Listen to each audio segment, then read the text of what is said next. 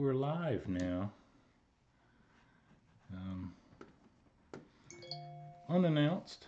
We got text messages coming in. We got all kind of stuff going on.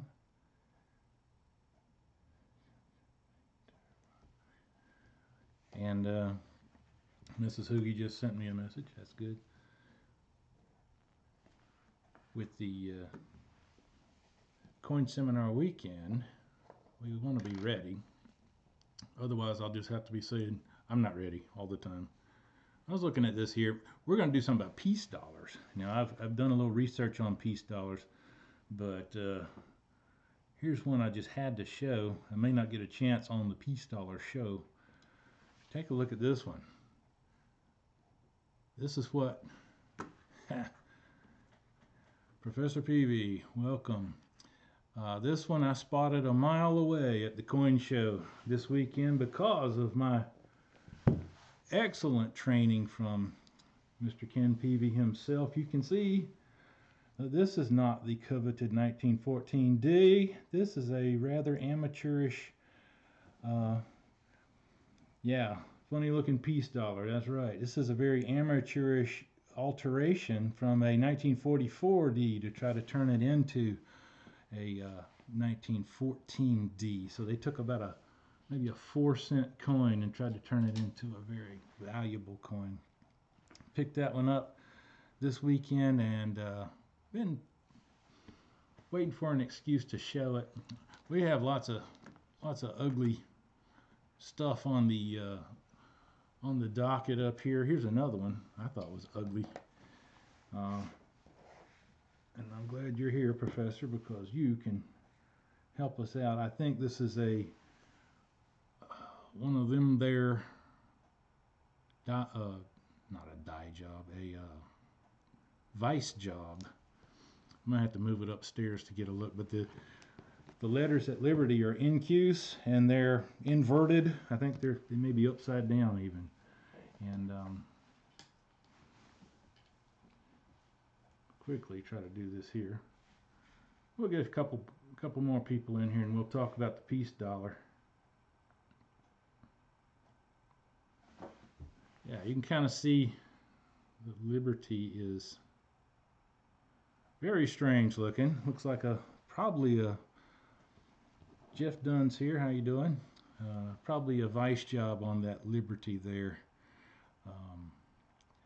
I may try to reproduce that one myself on the vise in the shop here after I it has like stuff all over it.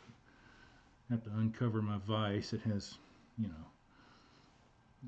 dried cranberry wrappers all over it and crap like that.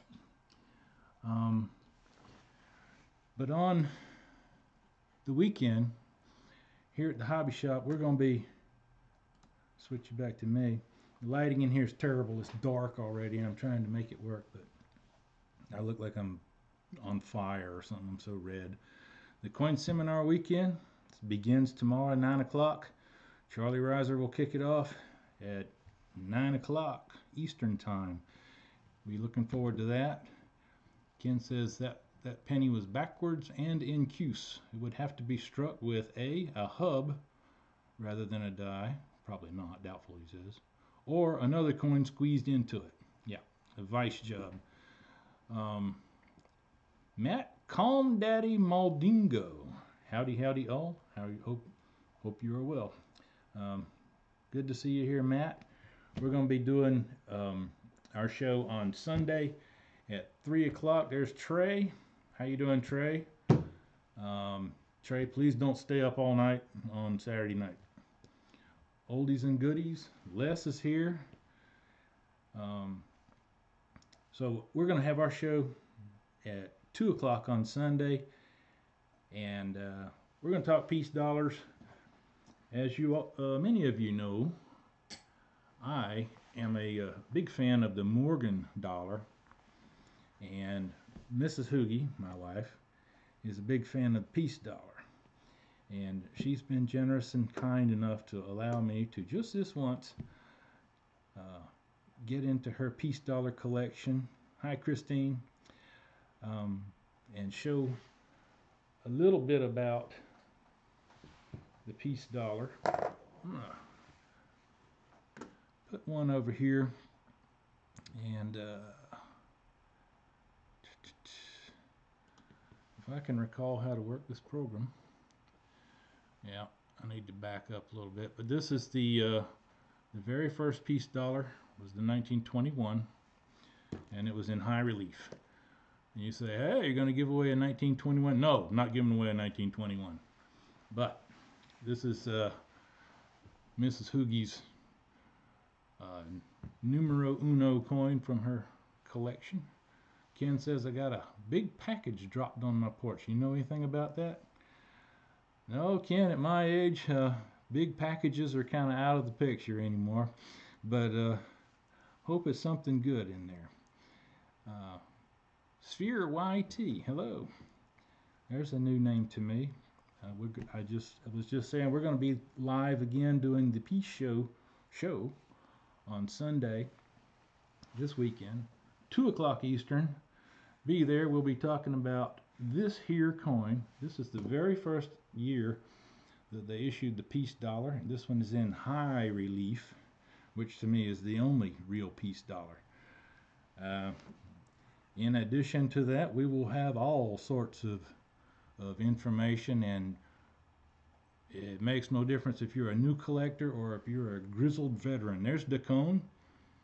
We have no fear. Dacone is here. So you grizzled veterans like Professor Peavy, even you are very likely to walk out of here with something akin to knowledge. Mrs. Hoogie's going to be home any minute here and break up our little party. You will probably hear the dogs a howling very shortly. But so if you do hear that, don't lose your mind. It's just Mrs. Hoogie coming home. We do this every day. Okay, there's that.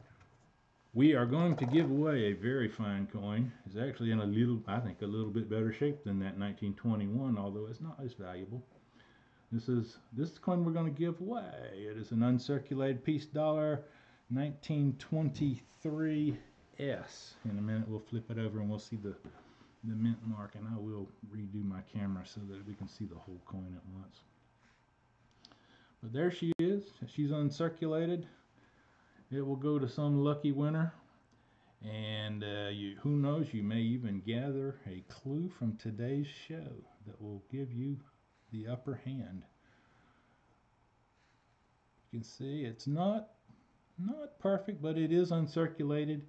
It has just a hint of a bad strike showing here, a little bit weak on the side, on the left side, which is very common among the where it says in God we. It's a little bit weak there, and that's very typical, especially on the San Francisco mints. Todd Miller's here. Hello, Todd. And pretty good strike over here on Troost, which of course is the way they did it. The original coin had Roman numerals for the date down here, but that feature did not make the cut. We'll talk a lot about, we'll talk some about the changes that were abruptly made to the original design, and we'll also talk about how this coin came from this. Now, you may note, does it remind you of anybody? Look at the pose, look at the position of that face, but good Lord. This kind of looks like the grandmother of Susan B. Anthony or something here. Look at that face. It's got the nose, pointy nose, really strong masculine chin. We'll find out what this bust has to do with this coin. And we'll also check out who in the world is that babe. So you guys can look forward to that. I'll get all that together and finalize it for you in the meantime. Susie has her grandpa's nose. That pardon me while I have a sip of cranberry juice. The the bust there, you may recognize that artwork as coming from Augustus St. Gaudens, he of the Walking Liberty fame and the Golden Eagle, the Double Eagle, and all of those. St. Gaudens' design was actually in part borrowed by Francisci, who was the artist that designed the peace dollar. So there's that. Let's go over and take one more look at our peace dollar. I'm going to flip it over just now and go back to the scope, and we'll see it's in better shape. Typical of these, they're in better shape on the reverse than they are on the obverse. You can see, yeah, a little bit weak up here in the letters on the north end here. All this is a little bit weak, but not too bad. Look at those feathers. You can see pretty good feather detail. High point is right there. And yeah, you can even see some pretty good detail down in here around one. That little doodad right there is an S. We can put it zoom in closer on Sunday, but that's an S. This is a 1923 S, and as all of them are, a little bit weak down here on peace. That word peace was added too. That was not part of the original artist design. And you may note that a lot of this stuff was added by who else but old George Morgan. George Morgan was the designer of the Morgan silver dollar, with which I'm much more familiar. And we'll talk about that stuff. So there's the coin we're going to talk about Sunday. Check us out here at 2 o'clock. In the meantime, we'll see you guys at the other shows beginning at 9 o'clock tomorrow night with Riser's Treasure Hunting Emporium. And if you don't show up for that one, well, you're just missing out, man. So, looking forward to a great weekend, and we are more than likely, because Hoogie is feeling generous, we may have another giveaway too. So, in the meantime, you guys